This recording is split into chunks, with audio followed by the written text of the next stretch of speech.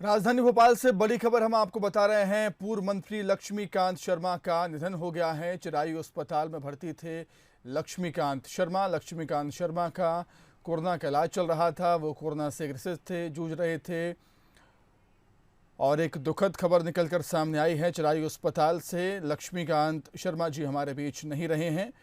Corona virus के संक्रमण के चलते उनका निधन हो गया है। 1993 में पहली बार वो विधायक चुने गए थे। अधिक चर्चा के लिए हम बातचीत करेंगे हमारे न्यूज़ हेड शरद जी से। शरद जी, एक बेहद दुखद खबर, पूर्व मंत्री लक्ष्मीकांत शर्मा जी हमारे बीच नहीं रहे। निश्चित तौर पर ये दुखद खबर है और ये एक ऐसे नेता का अवसान है जिसके जीवन की सांझ जो है काफी पीड़ा से भरी रही। पहले व्यापम के मामले में आरोपों के बाद करीब करीब 1.5-2 साल का समय जेल में। उसके बाद जब बाहर निकल कर आए तो अपने राजनीतिक पुनर्वास की कोशिशें वो करते रहे, लेकिन भारतीय जनता पार्टी एक ऐसी पार्टी है जो छवि को लेकर बहुत चिंतित रहती है, तो तमाम कोशिशें उनके पुनर्वास की प्रयास तक ही सीमित रहीं।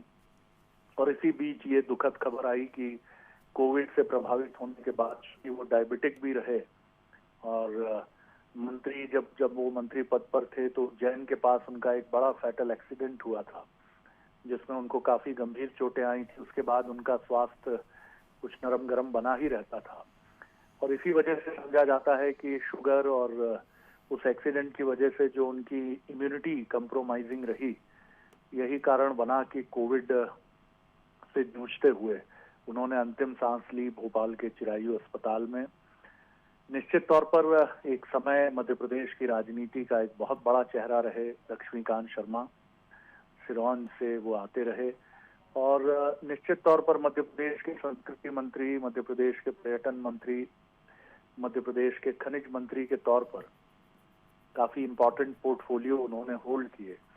और जिस तरह सत्ता के गलियारों में उनका रसूख उस दौर में हुआ करता था और माना यह भी जाता था कि संघ से उनके जिस तरह के संबंध रहे, उन सब के चलते वो राजनीति में एक लंबी उड़ान वाले राजनेता के तौर पर हमेशा देखे गए सुमित जी। लेकिन जैसा हमने देखा कि बीता करीब करीब 6-7 वर्ष का समय उनके लिए बहुत ही प्रतिकूल रहा और दुर्भाग्यपूर्ण ये है कि प्रतिकूलता के इसी समय में उन्होंने अंतिम सांस भी ली।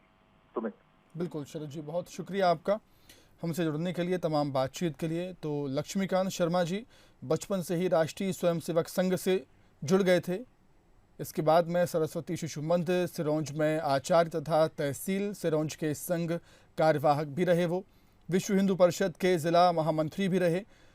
परिषद पर प्रतिबंध लगने के बाद हिंदू चेतना मंच के जिला संयोजक वो रहे।